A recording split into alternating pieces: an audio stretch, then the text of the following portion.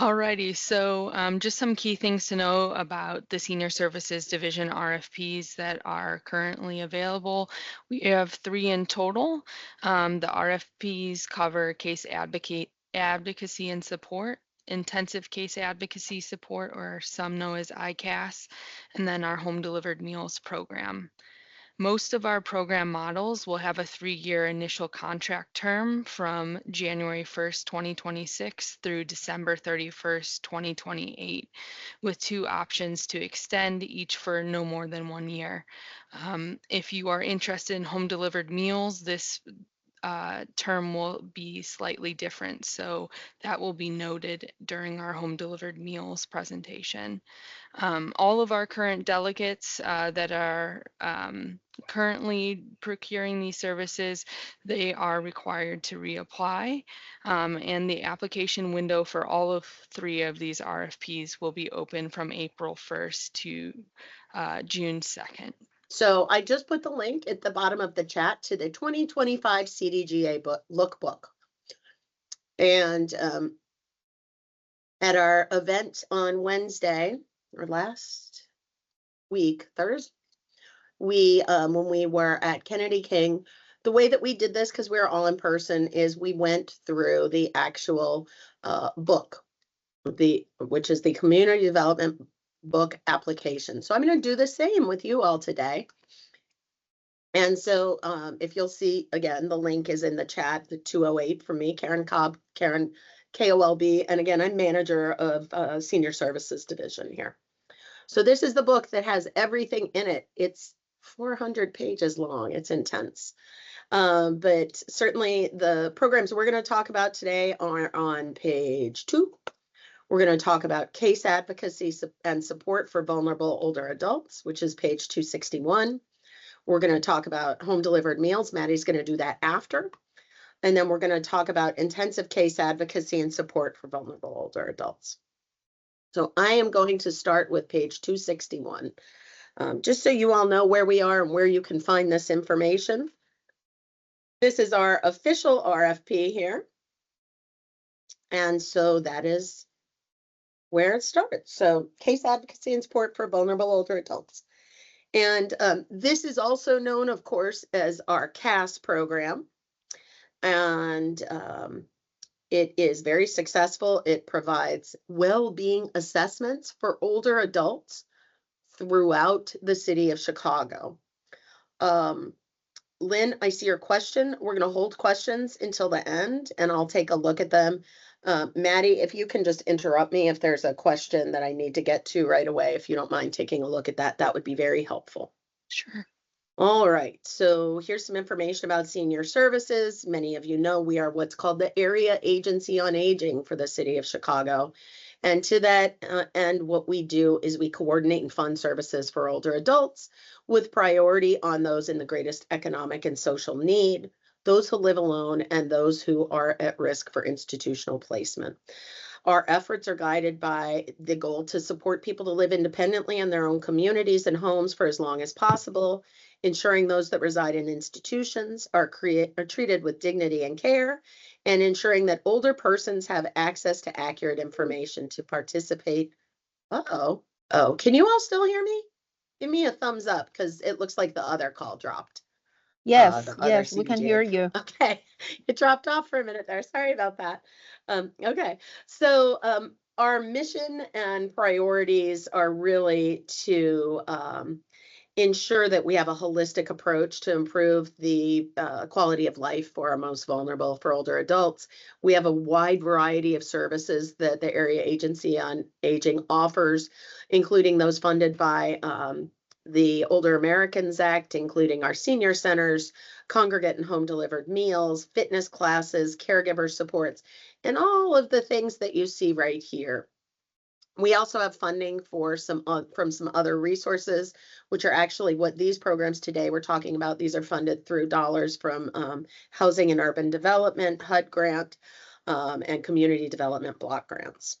So we really try to have this as one of our proactive approaches to supporting older adults as they age. And of course, we're housed within the Department of Family and Support Services, and our priorities within the department are to deliver and support high quality, innovative, and comprehensive services, collaborate with our community partners as we're doing today, inform the public of resources available to them through DFSS and its community partners, like through grants, what we're doing today, and of course, steward DFSS's resources responsibly and effectively. You can see on the next page, there's more information about the area agencies on aging. We are one of 13 area agencies on aging within the city of Chicago. And the area agencies on aging work with the Illinois Department on Aging, and the AAAs, as we call them, the area agencies on aging, work to ensure that programming really matches and reflects the local service area. So to that end, this program fits nicely because it's really designed to help identify and, in a very quick manner, meet the needs of older adults, vulnerable older adults, and help those who are at risk address an urgent situation that is impeding their ability to continue to live safely in the home. The CAS program is a traditional service between an individual or agency that reports an older adult in need of services or other more formal and informal supports, and joining them with the older adult in need. The CAS program staff go out in a timely manner and engage the older adult and discuss the challenges, and this program really helps them to do so. So you can see here on page 263. Oh, they can't hear me? Can you hear me now? Yes, now it's okay. Yes, we can hear you. I'm sorry. Thank you. And tell me if I'm talking fast. I'm right at my computer. So page 263 shows the amount of total well-being checks that have been done. This is the number of well-being referrals annually. And as you can see, they were lower before COVID. And then as COVID kicked up, they really went up. And then they've continued to remain steadily higher. And what we have noticed, and please say on the chat if you cannot hear me, because I will continue to monitor the chat. And 2024, there were lower numbers. And what that reflects actually is refined analytics of the program and the number of people that are being seen. So the program is monitored through something we call ECM, Enterprise Case Management. And that is our overall system of record for our CAS clients. And it is used as a referral, an assessment, and a reporting tool. And so that is the primary way that we communicate, and that is how data is collected, and the respondents and selected delegates will be required to utilize the ECM system. Now, as always, not just during COVID-19, but we've seen floods within the city of Chicago. We have seen heat waves. We have seen cold waves. And so it's crucial that any entity that applies for these grants has the capability and capacity of responding in a good way to emergencies that may happen. So please make sure that you read through about the emergency contingency planning and ensure that that is part of your application. Now, the target population for this program is a little bit different than our programs in Older Americans Act funding, and that is with intention. We designed this program for age 55 and better. And the reasoning for that is because with HUD funding, we have a bit more flexibility on our age restrictions. It's not like Older Americans Act where you only serve people 60 and better. And so we are able to utilize this program not just to support all people that are older, but in particular to support those who may need some form of early intervention. So really, anyone 55 and better who is exhibiting signs of cognitive or physical decline that is putting them at risk of losing the ability to live safely at home is a good candidate. So some of the areas of concern for older adults living in these conditions may be their living environment, and you can see a variety of challenges that older adults face there. The physical, their ability to manage their physical well-being and physical functioning, cognitive decline, and then often having a lack of socio-emotional supports. So please do review all of these. Of course, any delegate that is selected will have the ability to respond to those with limited English proficiency. They will need to have access to staff or to tools that will provide other language skills. And then reasonable accommodations made for those with disabilities, including ASL, so American Sign Language, and then other resources for individuals who are deaf, and then facilities that support those with physical disabilities. So how does the CAS program work? Well, there is a referral process that is where things start, and we receive referrals from a broad variety of community outlets: fire, police, aldermanic offices, 311, direct calls to our information and assistance line, other departments within the city, neighbors, family and loved ones, and beyond.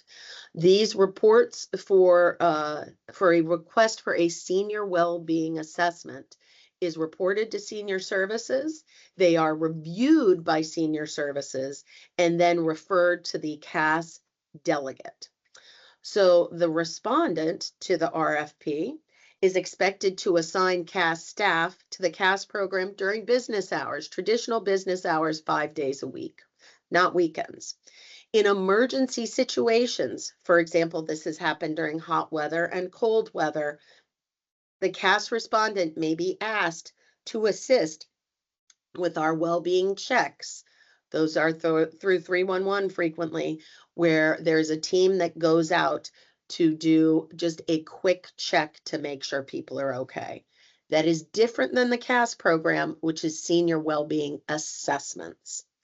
So if there is a heat emergency, a weather emergency, a COVID emergency, or some bird flu, who knows, we may ask the CAS delegate to assist with responses to the community at large. So in addition to that, the way that we send the referrals is through the ECM system that was identified earlier. We'll also have, of course, phone numbers for the appropriate CAS staff and the CAS delegates. An email is automatically generated in ECM to say that a client has been referred, and it also identifies their priority. We have 3 different priority codes for the older adults. We have emergency situations. Those are to be seen within 24 hours of the receipt of the referral. We have our urgent situations, which need 2 business days or 48 hours from the receipt of the referral, and 7 business days. This is a change from previously to respond to an older adult with a standard referral. And the guidelines are from 9 to 5, Monday through Friday. They, of course, exclude holidays. So if someone is an urgent referral, which would be 48 hours, and they are referred to you at 4 o'clock on a Friday, the organization would have until 4 o'clock on Tuesday, that's if Monday is not a holiday, to respond. Now, you may be asking yourself, how do they determine what priority people are in? Well, you can see here, and this is listed at length, emergency referrals include all of these 5 bullets listed here. People who are living alone, self-neglecting, bedbound, limited mobility. Please take a look through this. Urgent is somewhat less important, but not less important, but less urgent, if you will, and is allowed 48 hours of receipt. And then our standard referrals are within 7 days or 168 hours of receipt. Now, something of note, and this is similar to the Adult Protective Services program, is that the prioritization of a visit is additive. So that means if you have multiple areas where you're needing help, it may elevate the priority status. So just because someone's 55 and living alone, and they've only got limited mobility and some supports, if they are at risk of eviction and are maybe showing signs of decompensation or mental health issues, they may be made in a emergency referral. So they are additive, and it can be the attributes of the individual. It can be that there's been an immediate need identified, or that there are repeat referrals. So this is what I talked about earlier with during some emergencies, the CAS team may be asked to help to respond to those immediate well-being checks. In that instance, there is a hold on existing cases, and the most immediate need is to see those older adults. Okay, so what's done at a CAS well-being assessment? What happens is we ask that there's a well-being assessment done to verify, assess, and make recommendations to address the situation of the older adult. So the visitor would go out to, the caseworker goes out to identify what the situation is, say what they saw, make immediate referrals when needed, and then make recommendations for future care. So you can see here, there's many steps to verification, and our expectation is that 3 attempts will be made within 7 business days. We want you to do assessment, which includes a capacity assessment, environmental assessment, functional assessments, self-neglect assessments, well-being assessments. And you can certainly, the respondents can certainly suggest other types of assessments, like a hoarding assessment. However, you would want to submit those with your RFP. And then they will then interview the older adult, get the person's view. This is person-centered care. We all know that while we might see from a clinical perspective what an immediate need is, if the older adult believes that they have a more immediate need, in order to build a relationship, you may have to begin working on what they believe is their immediate need in conjunction with what you see as an immediate need.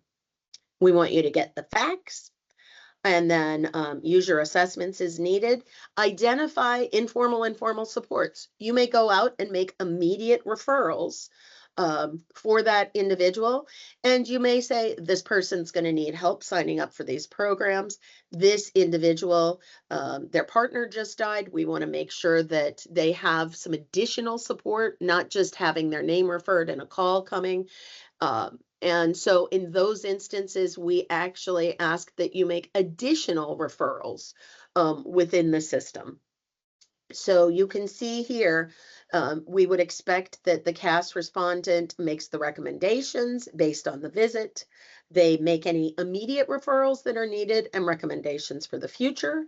Complete the ECM assessments, case notes, and any other recommendations, and submit that to the division, and we will review it.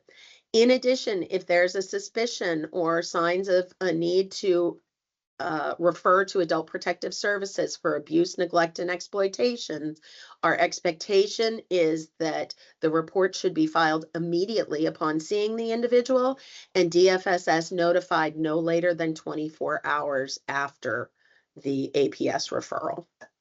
Immediate referrals can go to aging@cityofchicago.org. We actually are rolling out a new system where some of those will be submitted through the 311 online app.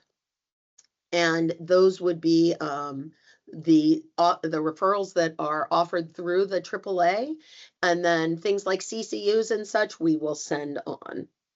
Now, there's some other changes with refusals this year. So if the senior refuses, so you can make a call to set up appointments for most people, but not all. If we say you can't make an appointment for all, then we will indicate that clearly on the referral. But in most instances, you will be able to set a call to make an appointment with the older adult. And let me underscore though, this is a home visiting program. This is not a telephonic support program. The expectation is that a face-to-face visit is done.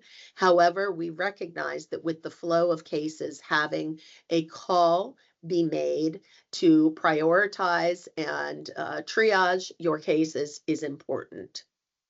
There may be some instances where we say you cannot call beforehand. That, for example, might be an instance, for example, if there's a multi-departmental group from the city of Chicago that's meeting to close out an apartment or condemn a home, we of course would not call in advance because that could present danger to the people who are coming to the house as well as to the older adults themselves. So we will clearly indicate when they cannot be called. You'll visit the client at home, and everyone who agrees to a visit should be visited at home. If they decline the senior well-being assessment and demonstrate capacity, the case record should clearly denote that, and that steps were taken to engage the client. The client has the right, of course, to decline a CAS visit, except in the instances that are described in the paragraph above, which is if there's a suspected cognitive impairment or behaviors that place the individual and others at risk. That is when we will say that you must visit them, even if they refuse the visit. Again, this is a small segment of the people. However, we do know that there are instances where eyes need to be laid on someone. People may refuse because their services have been put into place and they've gotten what they needed. That is, of course, in most instances within their appropriate rights. So again, we have that any senior that's in need of services and is self-neglecting or is at risk of abuse and is unable to protect themselves does again need to be reported to the Adult Protective Services, to an appropriate ICAS agency, the public guardian, or other relevant community partners. Those are all relayed in case notes in ECM. After the assessment, the case record is updated within ECM. You can see all of the steps to that end here. Any referrals and recommendations will be made. After 3 unsuccessful in-person visits have been attempted, the attempt date should be noted in ECM. Those cases will be reviewed weekly with the CAS supervisor and DFSS team member to review them and determine if additional visits are needed or if they can be closed.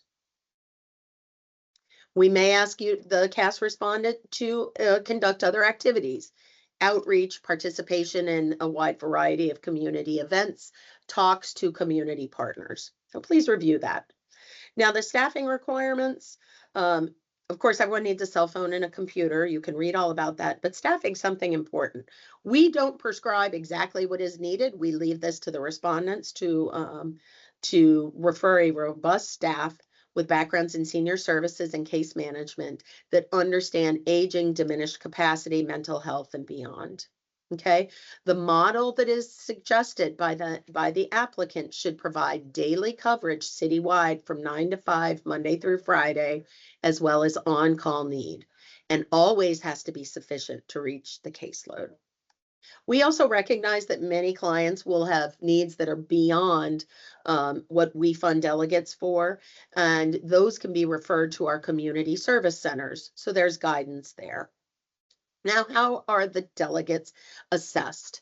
They are assessed as you see here, that 80% of first visits, the well-being assessment will take place within 1 business day for emergency referrals, 2 business days for urgent referrals, and 7 business days for standard.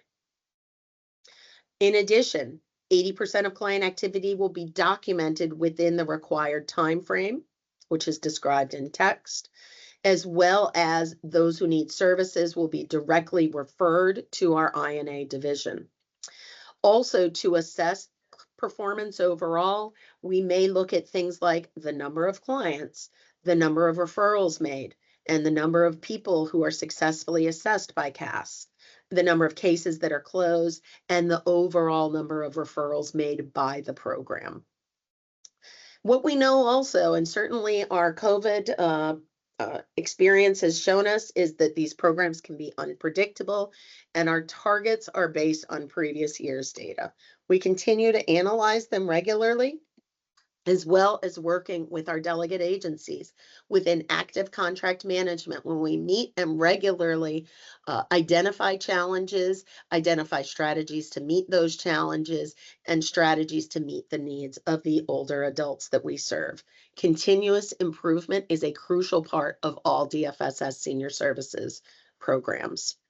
This talks a little bit more about contract management. We would meet regularly, review caseloads, and calls will be had regularly with the supervisors. Trainings will be had with staff. So how is what's considered for the basis of award?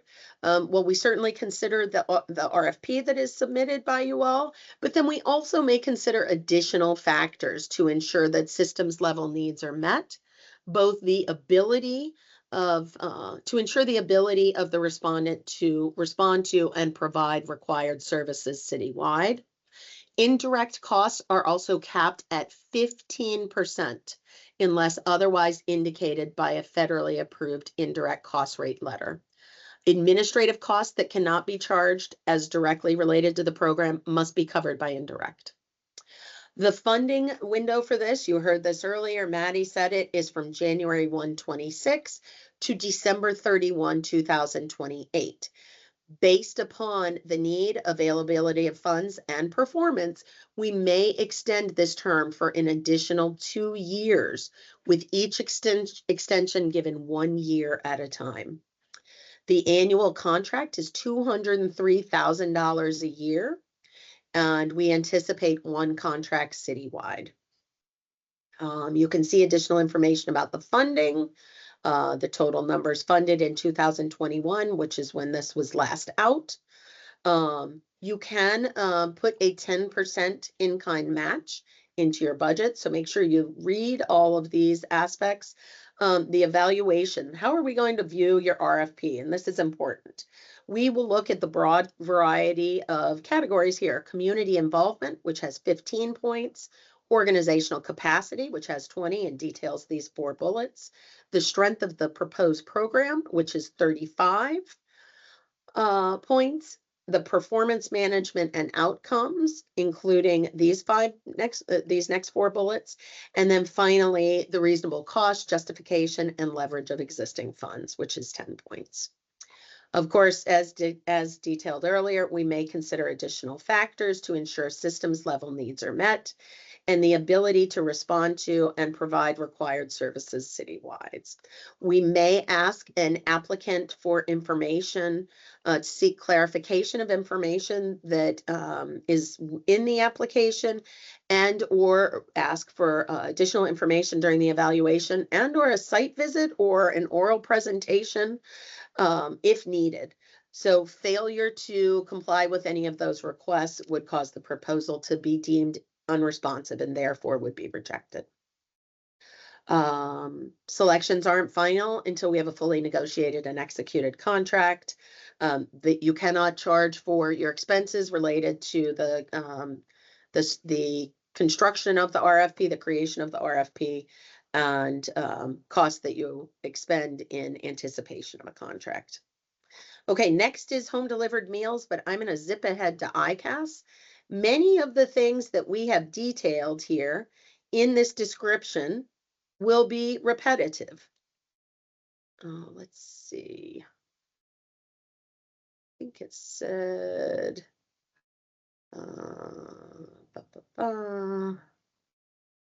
this is,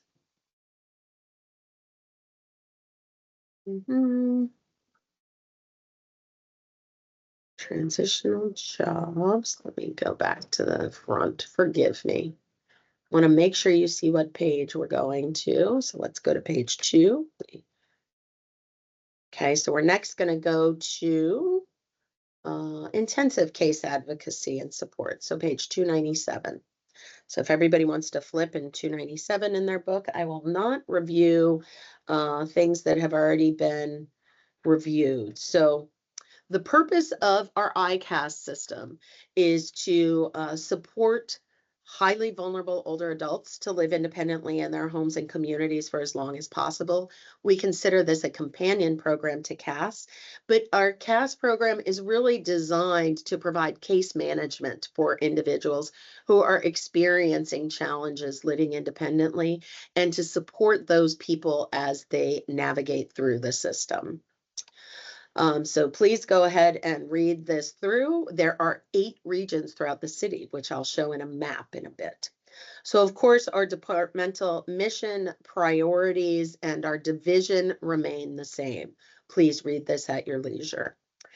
Specifically, ICAS, the Intensive Case Advocacy and Support Program for vulnerable older adults, supports highly vulnerable older adults, again, age 55 and over, to live independently in their home and communities for as long as possible. By the end of the intervention, based on the ICAS assessment, another assessment is done. Individualized care plans and delegate support. Clients will show improvement in their situation in regard to the initial referral if the issue has not been completely resolved. The ICAS process includes, but is not limited to, regular visits with ICAS providers, and those are roughly every 30 days or less, contingent upon the severity of the case, which may require more frequent visits. A care plan is developed and the process discussed with DFSS staff as needed during our case management meetings. We have a care plan that's put into place, engagement of community partners. A relationship is developed with the individual at risk. There's reduction of factors that are contributing to their situation, including mitigation and support. And then convening of teams to meet the often multidisciplinary aspects of challenges that people face living independently. You will see here some additional research about people living independently in the community. Please read over this at your leisure. And we really are looking for delegate agencies that can provide trained workers to conduct timely in-home face-to-face assessments from a person-centered perspective and approach, develop a care plan to address the presenting problems and support underlying issues, and execute the plan. Agencies will follow the client until identified supports are put into place, until they move to another setting, or until the client declines further assistance. Of course, they also could die.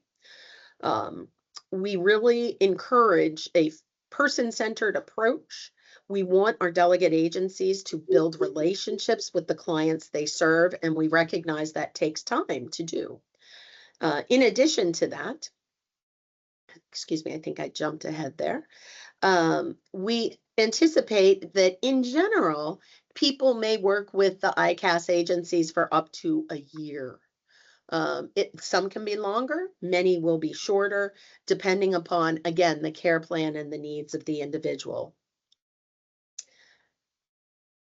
And we know that case plans are frequently fluid as you move towards investigation, casework, planning, and then eventual closure of the case. ECM is again the tool that is used for supporting our older adults for referral of cases, reporting of cases, designing and implementation of a care plan, and then closure. We have our city of Chicago divided into 8 regions. And respondents are welcome to apply for all 8 regions. They could apply for a couple of regions. You only have to submit 1 application for every region, but you must submit a separate budget per region. So if you apply for regions 2 and 8, you would submit 1 application. All applications are scored regionally, and they are ranked by the best score. You must also submit for each region that you apply, not another application, but a secondary budget. Here are community areas. We have ICAS 1, which is largely on the northeast side, the northwest side of the city, which goes from Albany Park to the west areas. Region 3, Lakeview, Lincoln Park, Logan Square. And these basically, Region 3 goes out to the near west side, near south, and near north. It includes North Center and West Town. We have Region 4, which includes the communities seen below. Region 5, these are moving south as we go, south and then west. Region 6, Region 7, and Region 8. Now, the respondent must serve all senior clients in their region. They cannot say, I'm only going to serve clients that speak Spanish or clients that are living in CHA housing. It is everyone 55 and better within the region. Also, populations, there must be allowances and services for those who speak various languages, have various proficiency, and have access to staff or tools that can bridge any language barriers or translation. The respondent is also expected to make reasonable accommodations for people with disabilities, including sign language, touch-tone phones, and accessible facilities for those with physical disabilities. So again, you can see the activities and requirements. Our expectations are that the respondent determines the needs of the clients, plans goals in a person-centered care plan, identifies and collaborates with agencies, implements the care plan, provides documentation on the cases within agreed upon timeframes, and then closes the case upon meeting the goals of the clients, or if the client is non-responsive to assistance.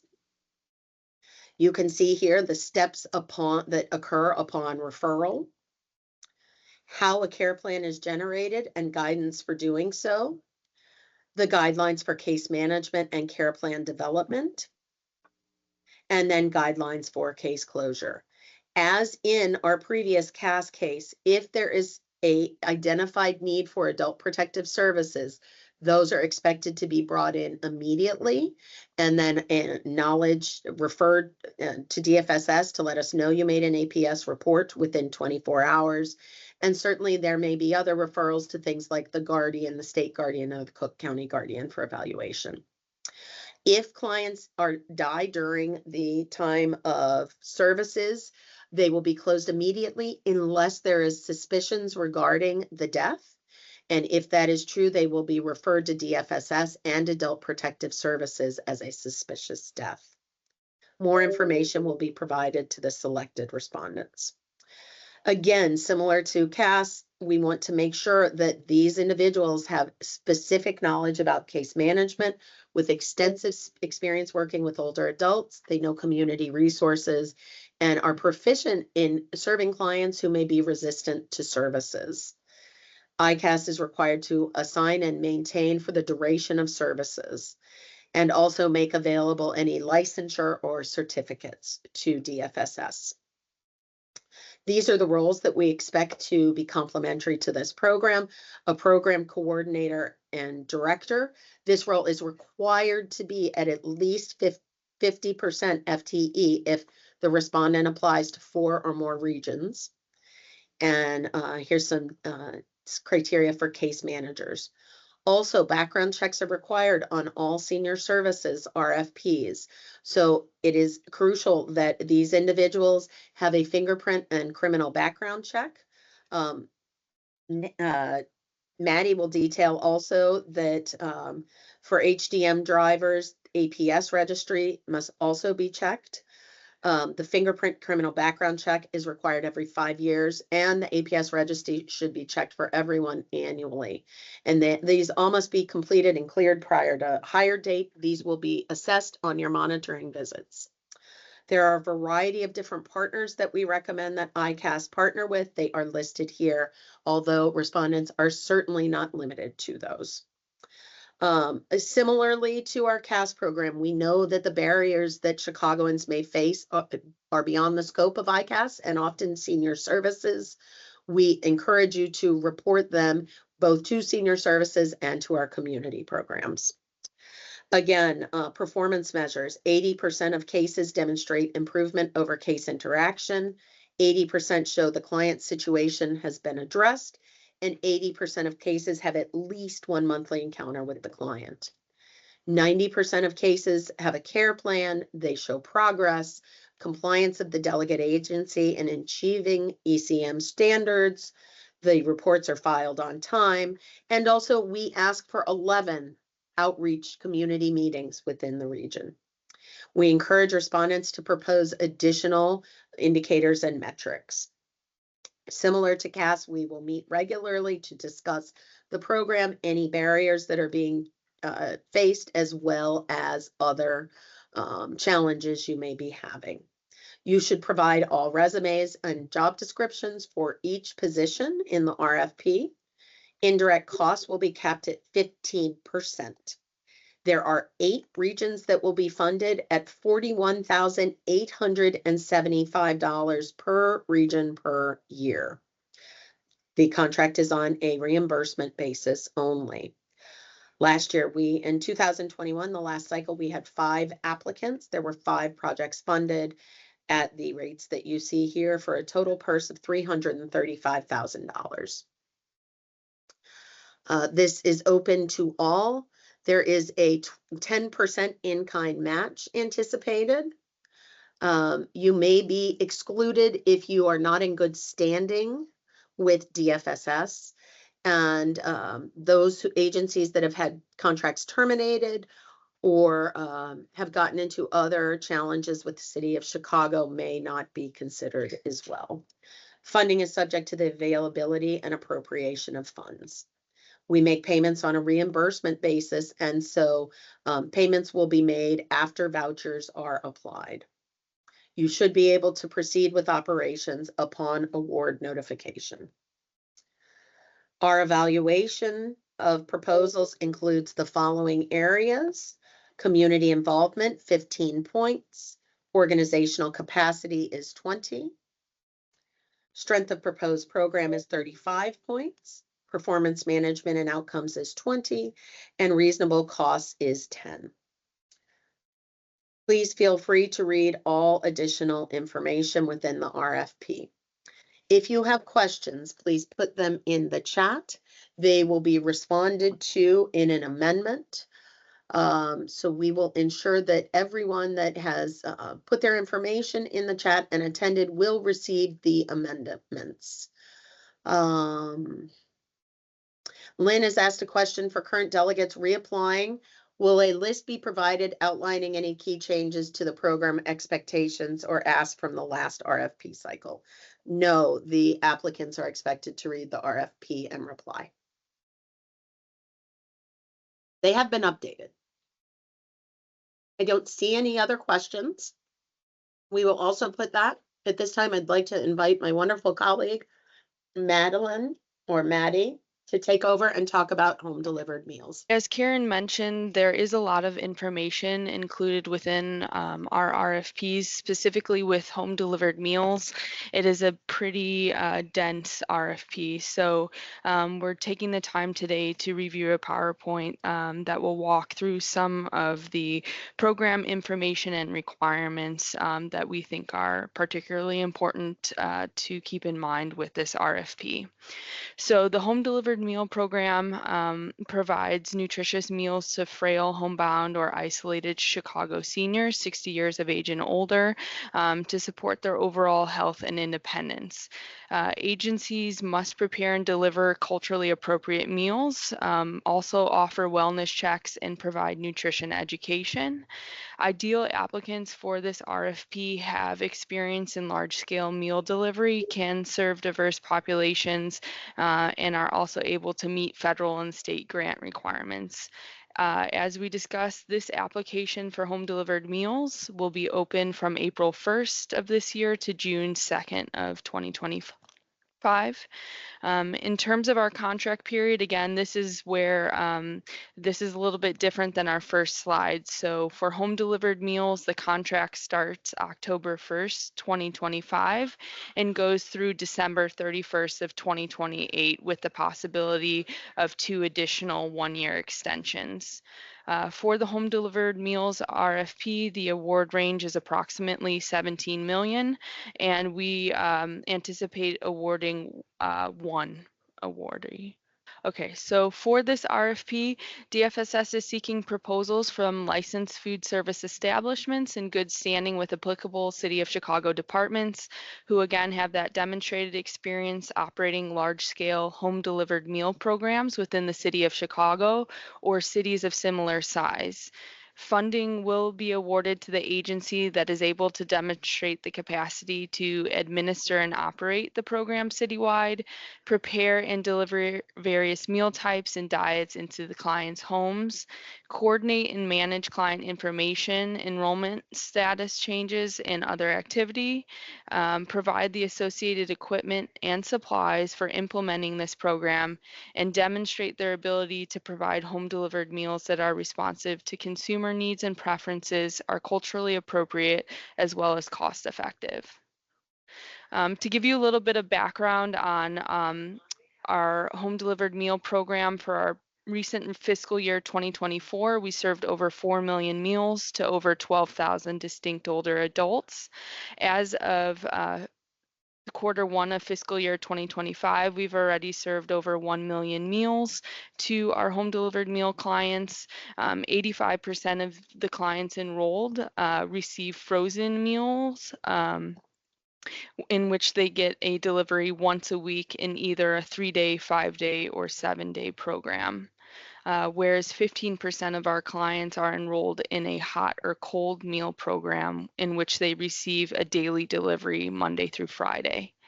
The DFSS Senior Services Division is again committed to maintaining the meal services for our most vulnerable older adults while avoiding a client waiting list. And so to accomplish this aim, we're looking for the respondent to apply cost-effective strategies and approaches to food purchasing to help us sustain and meet the service delivery needs of this program. So for the requirements, DFSS will award one provider for home delivered meals within the City of Chicago. The respondents must be able to meet all requirements as set forth in this RFP, including but not limited to providing home delivered meal services to all areas of the City of Chicago, providing all meal types and diets as specified, working with applicable referring agencies to collect, track, implement, and manage client enrollment information and activity changes. Again, provide in-person deliveries to clients' homes. This is not a drop shift meal program. This is an in-person delivery. So just want to make that clear as well. Also utilize temperature controlled vehicles. So this would be vehicles with refrigeration, oven, and freezer capability for our home delivered meal deliveries. Have a meal delivery tracking and confirmation system for managing route operations and verifying deliveries. Be able to meet all other requirements as set forth in our home delivered meals supplemental information document. Subcontracting can be utilized for certain meal diets and cuisine, but with that, prior notification to our department is required.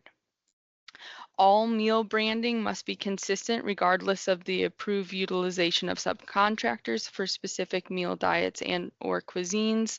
And the applicant must have office staff available to answer DFSS and client calls throughout the home delivered meal program hours. So who is eligible to receive home delivered meals?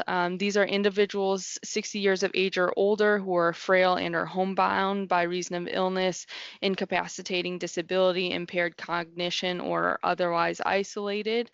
It could also be the spouse of an older adult, regardless of their age. This also includes individuals of the same sex who are legally married. They're also eligible to receive a meal, as well as individuals with disabilities who are under 60, but who reside in housing facilities occupied by elderly. Individuals with disabilities that reside at home with an eligible older adult that meets the criteria above, and any additional eligibility criteria that may be applied by our department. Again, just to remind everyone, the participants have to reside within the city of Chicago. And there are no income thresholds or costs to eligible recipients for the home delivered meal service. However, the clients are invited to make a voluntary contribution toward the cost of their meals. In terms of how participants get to the meal provider, home delivered meal referrals are received from external agencies, individuals, and our department, DFSS. Standard and emergency referrals for home delivered meals are received through our department's Information and Assistance Unit, or also known as INA, and then they are directed to the appropriate care coordination unit or managed care organizations to conduct an in-home assessment. There are two types of referrals for home delivered meals. One is a standard referral, which does not involve a level of urgency or emergency. And in this scenario, client enrollment must take effect the next business day or the next delivery day for the route assigned. In terms of an emergency referral, these are referrals for clients that are at imminent risk if meals are not provided. These clients are presumed to be eligible before the CC or MCO can go out and do an assessment, and clients within this eligibility require a meal within 24 hours of the referral being made, regardless of the meal type or diet, as long as the request is submitted before 3 p.m. Monday through Thursday. If this referral for emergency meals is received on Friday and the client has no access to food over the weekend, the meals must be delivered either the same day or Monday of the next immediate week. And so the home delivered meal provider must review the information as submitted on these client forms to ensure the information is complete and work directly with the referring agency to conduct any follow-up as needed. So in terms of the meal requirements, preparation, and cycle menus, all meal types within this RFP must follow the meal pattern developed by the Illinois Department on Aging and must conform to the current dietary guidelines for Americans. The meal types and diets that must be 贝丽娜 offered, 她也是星级的，因为他们每周都要开嘛，ADS 也是他管， if 所有的 someone's ADS 他 on 都要管 ，in-home 他要管 talking, if you could ，IWC 要 mute 管， yourself. 他就 Thank you. So the diets that must be offered are the general diet, and this comes in frozen, cold, and hot. And this covers a variety of regular cuisine meals that include culturally and ethnically diverse meals. Vegetarian diet, which is frozen, cold, and hot. And this diet offers meatless meals that include eggs, dairy, and fish or seafood. Our kosher diet, which is frozen, and this follows a Jewish dietary framework for food processing, preparation, and consumption. Pureed, which is also frozen, and this is specifically for adults who have trouble swallowing. So the food is blended or put through a food processor to have more of a pudding-like consistency. Shelf-stable meals are also required. These are meals that can be safely stored at room temperature in either a sealed container or a package that follows the diets listed above. So shelf-stable would need to be offered in the general, vegetarian, kosher, pureed, South Asian, and East Asian diets. The South Asian diet is also frozen, and that would feature a blend of Indian and Pakistani meal options. And the East Asian diet, also frozen, is a blended menu that incorporates Chinese, Korean, and Vietnamese meal options. So in terms of our hot, frozen, and cold meal types, again, the majority of home delivered meal clients are provided 2 meals a day for either 3, 5, or 7 days a week through the general and vegetarian diets. 1 meal unit for us equates to either 1 hot meal and 1 cold meal, or it can be 1 frozen meal and 1 cold meal. So 1 meal unit again equals 2 actual meals. A hot meal is a daily prepackaged meal delivered hot and ready to eat. A frozen meal is a prepackaged hot meal delivered in a frozen state to be reheated in the client's home.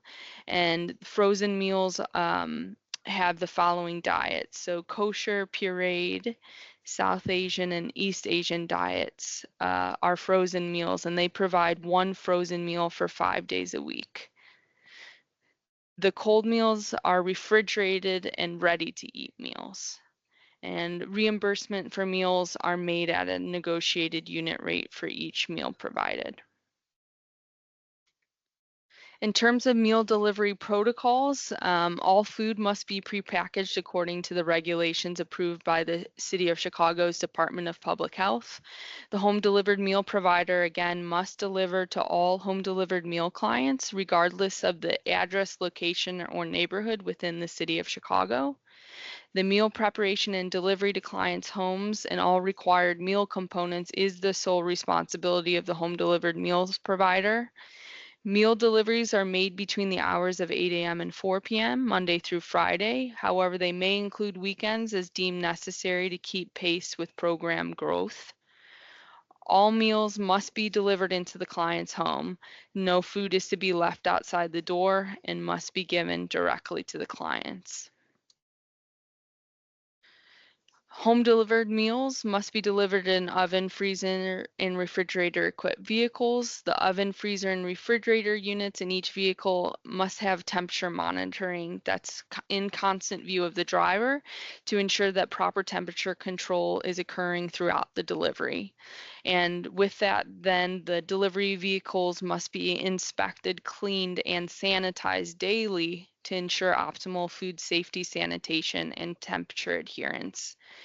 The home delivered meal provider must have and utilize a delivery tracking and confirmation system for managing route operations and delivery verifications. As Karen mentioned earlier, emergency plans are critical as well, and the HDM provider must have an emergency backup plan for maintaining services, ensuring client well-being during weather-related and other emergency situations, such as equipment failure, power outages, staff shortages, floods, etc. The provider must also have a continuity of operations plan, which at minimum includes a plan for backup operations should the provider's main business locations become unavailable or the ability to prepare and provide meals is interrupted. The HDM provider must also have an active client notification plan to communicate any significant service interruptions directly with affected home delivered meal clients. In terms of program requirements for any client activity changes, status updates, and tracking, any changes to the status of existing clients in terms of emergency, whether a client's being put on skip or a suspension in service, restarting meals, or terminating from the program are received by the home delivered meal on a daily basis, regardless if they're submitted by a care coordination unit, a managed care organization, or our department, and they should be entered into the client tracking system with the requested changes taking effect the next business day or the next scheduled delivery day for the client unless otherwise specified. The home delivered meal provider is also responsible for following up with the CCUs and MCOs to ensure proper disposition of clients enrolled in the program for both standard and emergency referrals. Standard home delivered meal referrals require participants to be reassessed annually by CCUs and MCOs, while clients enrolled in the emergency short-term program require a full assessment by the applicable CCU or MCO prior to the 6-week term to determine continued eligibility. And then status and enrollment changes pursuant to this follow-up must be entered into the client tracking system by the home delivered meals provider. In terms of client engagement and well-being, each delivery presents an opportunity to engage and verify the well-being of clients enrolled in the program. To support older adults enrolled in the home delivered meal program to age in place, the provider must have procedures for making referrals to other programs such as heavy-duty chore, respite, or caregiver counseling services based on clients' needs observed during delivery. The driver must contact the home delivered meal provider's central office to inform the agency staff of the nature of the referral needed, and then submit that referral directly to the Department of Family and Support Services, INA, so that an update can occur. In terms of nutrition education, the HDM provider is responsible for the distribution of DFSS provided nutrition education and other informational material on at least a semi-annual basis at minimum. Drivers must also be informed about the content of the nutrition education information being provided to clients so they can appropriately review this with clients as well. In terms of voluntary contributions, as required by federal funding, all clients must be given the opportunity to voluntarily contribute towards the cost of the meal. The meal provider must also provide each client with an envelope for their contribution that must be collected by the home delivered meal drivers on a weekly basis. And then once those contributions are collected, they must be counted, reconciled, and recorded by the HDM provider and reported to DFSS on a weekly basis as part of the supporting documentation submitted with the weekly billing. Another requirement is client satisfaction surveys. The home delivered meal provider must have procedures for obtaining the views of clients about the services they receive and involve clients in the planning and operation of the nutrition services provided. The home delivered meal provider is also responsible for copying and distributing surveys to all active clients on an annual basis minimally. There is also a requirement for a quarterly home delivered meal sample evaluation. So for our department to monitor the quality, taste, texture, and appearance of the home delivered meal menu provided, we will ask the HDM provider to submit home delivered meal samples from each diet provided on a quarterly basis for evaluation. And this feedback received will be reported back to the provider to help make any necessary changes to the menu or service delivery. In terms of complaints or grievances, the home delivered meal must also have a written procedure for reviewing, handling, and resolving any complaints from clients or other individuals. A complaint log must be kept recording the applicable details of the client complaint and how the situation was rectified by the provider. And this complaint log must be submitted to DFSS monthly or as otherwise directed. In terms of staffing, the home delivered meal provider must have sufficient staff for the preparation, delivery, and administration functions as outlined in this RFP. Staff must possess the appropriate food service sanitation certificates in accordance with state and local public health codes. The delivery drivers are required to receive food handler training as they are also responsible for appropriate temperature control and cross-contamination prevention. The home delivered meal provider must have a supervisory structure in place to oversee all aspects of the program, and then have a program manager for the day-to-day management and administration functions of the program with at least 3 years of demonstrated management and supervisory experience. All HDM drivers must have the appropriate driver's license, class insurance, and a clean driving record. Again, drivers must be assigned to routes in a manner that maintains consistency for clients, and the use of ride-shared companies to deliver meals is not allowed. As Karen mentioned, background check requirements, they're required for all of our senior services RFPs, but especially with this program, the respondent will have to comply with all applicable federal, state, and local laws regarding background checks, fingerprinting, and screening procedures to ensure senior safety. And in connection with the services, the selected home delivered meal respondent is not able to permit any adult, whether a member of the respondent's staff or otherwise, to be involved with the services or to have direct contact with seniors if any applicable legal requirements would prohibit them from having such involvement or contact.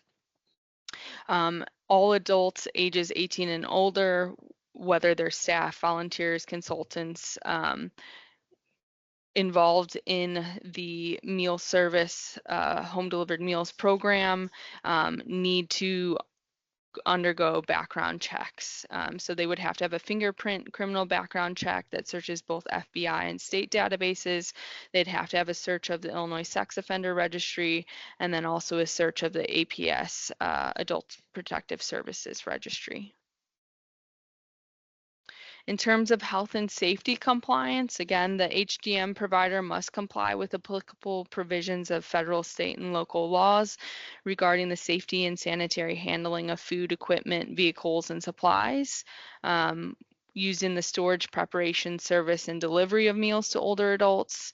The provider must have a written quality control system which assures that the highest possible standards of cleanliness will be maintained in compliance with City of Chicago public health codes relative to the facility, as well as to the handling, processing, packaging, sorting, and delivery of the food. The facility must meet health and safety regulations and submit current health inspection reports for review, including any follow-up reports to indicate compliance with food safety requirements. And the home delivered meal provider must secure the services of an independent licensed laboratory to perform pathogenic organism analysis on at least 4 different frozen meal diets, 2 different cold meals, and 2 different hot meals on a quarterly basis or as requested by DFSS. In regards to performance measures for this RFP to track progress towards achieving the outcome goals of this program and assess success, we will monitor a set of outcome measures. So we're looking to see 100% of clients will experience reduced hunger and food insecurity due to participation in the program.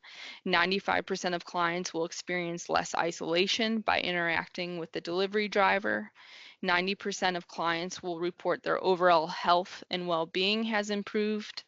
90% of clients will report learning health tips from nutrition education and health promotion materials provided.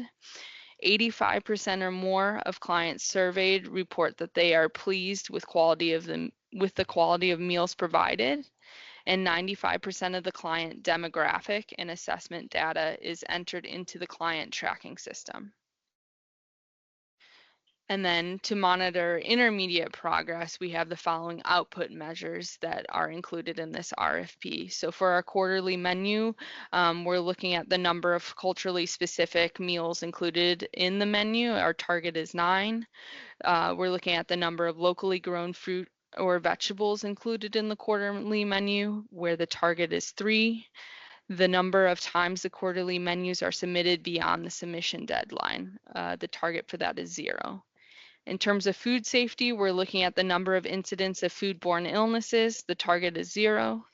We're looking at the number of quarterly pathogenic organism analyses of food samples reporting positive for Shigella, Salmonella, and Listeria, which is a target of 0, and the number of critical violations cited by CDPH during routine health inspections. The target is 0. In terms of food service quality, we're looking at the number of home delivered meal entree substitution. The target is less than 3 times per month. We're looking at the number of reported instances where clients received incorrect meal deliveries. The target is 0. Looking at the reported instances where clients receive alternate meals from listed menu items. The target is less than 25% of total monthly reported issues. The number of reported instances where clients receive home delivered meals without proper meal labels. The target is less than 25% of total monthly issues. The number of reported instances where clients receive home delivered meals with inadequate meal sealing. The target is less than 25% of total monthly reported issues. And the number of on-time quarterly home delivered meal diet samples submitted to DFSS for taste tests. That would be a target of 4. In terms of food delivery, we're looking at the number of reported meals left outside of client's home by the driver for a target of 0. The number of reported deliveries made outside of the scheduled delivery day and time, unless previously authorized. We're looking to see 100% of the clients enrolled to the program as emergency meal clients receiving their meal delivery within 24 hours of the request. And then looking at the number of instances where clients report not receiving a quarterly menu. So in terms of application guidance to home delivered meal RFP respondents really, there's a lot of information again in this request for proposals. It's really important to make sure that you're looking through all of the applicable information. There are 10 attachments. And so a lot of information is stored in attachment 9, the home delivered meals supplemental information. So it'll be important to reference that throughout the request for proposal response. And then all RFP respondents must complete and submit the following attachments with their application for it to be considered complete.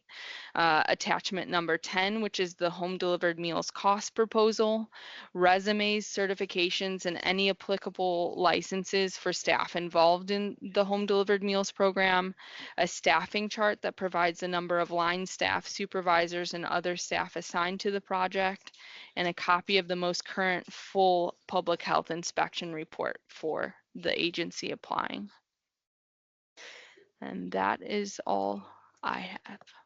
Okay, well, if you have any questions, again, if you would like to put them in the chat, as Karen mentioned, we will be sending out all of the questions that have been asked with any answers to the meeting participants. But again, we want to thank you for your time today and for your interest in all of our DFSS Senior Services RFPs. Yes, Eddie, you have a question? Yes, I have a question. Currently, I have an agency, home care agency for seniors. We are also actually, one of our clients is DFS. We are working with some of the patients and IDHS too.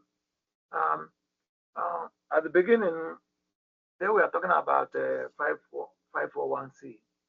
Is it applicable on this side as well? Not for profit organization with 541C. Is it applicable for this section of senior home care services? I'm sorry, for which part of the RFP? Which one? Senior home care services. For case advocacy services or intensive case advocacy? No, senior home care. Personal care for seniors. Mm-hmm. Yeah. What's specifically about home care? Yeah, I'm asking, when we started earlier, they mentioned about not-for-profit with 501C. Is it applicable on this section as well? To be a non? Yeah, they mentioned 501C, not-for-profit. Yes. I'm asking if it is applicable. Yes, it is applicable. Is it applicable too? Yes. For this senior home care, because that's what we are doing with the HFS. But we are not not-for-profit. We are a regular organization, company. We are a home health care agency. That's what we do. But we are not 501C. Is it applicable that we must be 501C to apply for this? Let me see if I can get Karen to answer that. 1 second. So Eddie, for these RFPs, all entities can apply, whether you're a nonprofit, a 501c3, a for-profit. Okay. Okay. Now, based on the services we are doing with this agency department, they send us the client. They send us the clients. We go and service them at their homes. Exactly what they described on this program. Is that the same applicable on this? They will send us the clients on those areas they mentioned there, or do you have to go and solicit for the seniors to help? How does it work here? So the clients are referred in these RFPs directly through DFSS. Okay, good. That's exactly what they're doing now to us. Yes. The next question I have, The next Eddie, question if you could actually put your questions through the chat, we have to record all of the questions. Oh, okay. These two, you have already answered it. The last one, let me write it here. Thank you. If there's not any other questions, we will go ahead and Yeah, close it out. I'm writing the question as you requested. Okay. Yeah. So the RFP is by region. So you can apply for one region, you can apply for all regions, but that's specifically for the intensive case advocacy and the case advocacy programs, as opposed to home delivered meals, which is one application for the whole city. So I think, Eddie, is your question about intensive case advocacy and case advocacy? No, it's for the same senior home care services. Okay, so the RFPs that we have in our senior services section are for intensive case advocacy services, and home delivered meals. Those are the only RFPs that we have open at this time. But for intensive case advocacy and case advocacy services, those are RFPs by region. So if there's more than one region in those two RFPs, you submit two budgets. But each region has a neighborhood, many neighborhoods on each region. Right. So DFSS describes the region. So it could be the, however it is specified within the RFP information in the book provided, they have laid out what the specifications are for that region. So whatever is included in those specification in that region, and you're bidding on that, that includes, you would then have to survey the whole, provide services for that whole region that you've specified. Yeah, but each region contains multiple neighborhoods. Right. Now, my question is, when you apply for that region, is that one application cover the whole number of neighborhoods on that region, or you All the apply neighborhoods in that region would have to be one application? Yes. Okay, that's my question. With the other one Yes. application. Okay. I don't see any other questions. So I just want to thank everyone for your time. Again, as Karen said, all of the questions that have been asked, we will provide in an amendment to everyone that attended today's presentation. But again, thank you for attending and for your interest, and I hope you all have a good rest of your day.